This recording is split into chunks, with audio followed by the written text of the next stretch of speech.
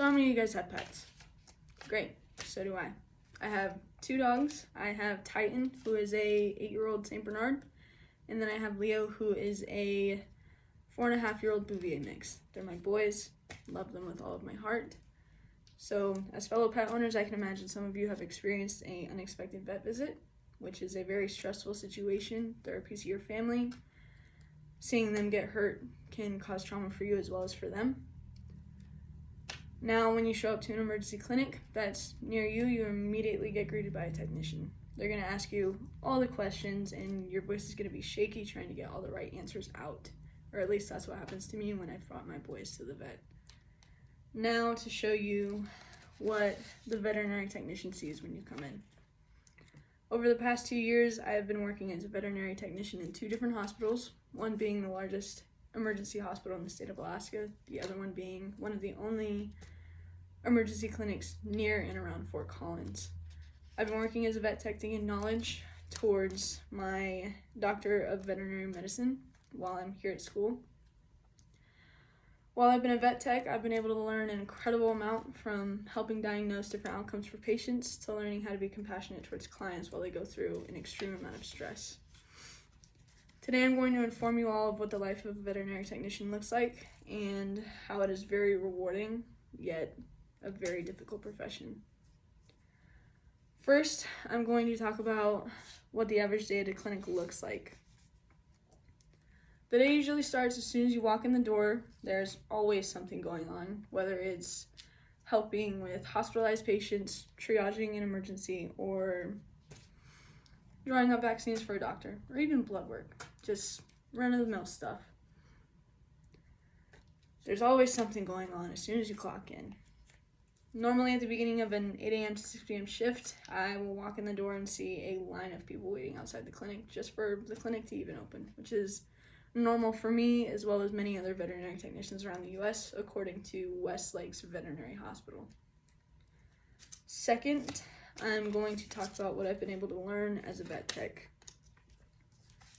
Throughout the past 2 years, there have been a numerous amount of things that I've been able to learn as a vet tech just by watching and listening around the hospital. One of the things I've learned is how to be compassionate towards others while they're going through stress. Whether it be a young boy whose dog has an ear infection and he doesn't fully understand what's going on, or an elderly couple who's having to euthanize their cat. Being able to be compassionate has been one of the best things I've learned, especially being compassionate through all different kinds of situations. Honestly, I think it's made me a better person while also being a pretty good vet tech as well. Most people don't really think about how a family euthanizing a family member affects the staff of the hospital, or how watching different people go through trauma and stress every day affects us, which is understandable. But it's an everyday occurrence for us. Seeing it so often doesn't ever get easier, but it has made it easier and enable us to be more compassionate towards pets and humans under those stressful situations.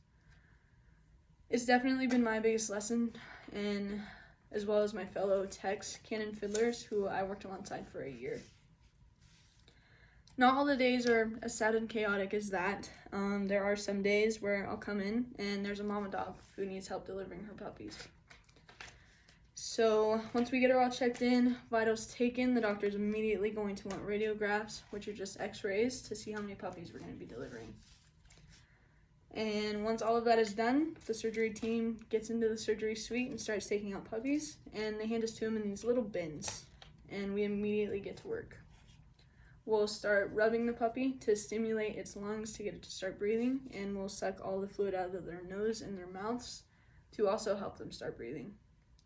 And nothing has been more satisfying and rewarding as hearing a puppy squeak for the first time or breathe for the first time, knowing that you did that.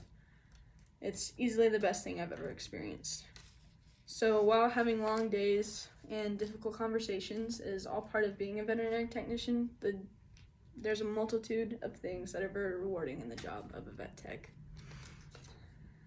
So even though a vet visit is extremely stressful and the days are usually very long, it is all part of being a tech, and It's crazy how rewarding one job can be at times.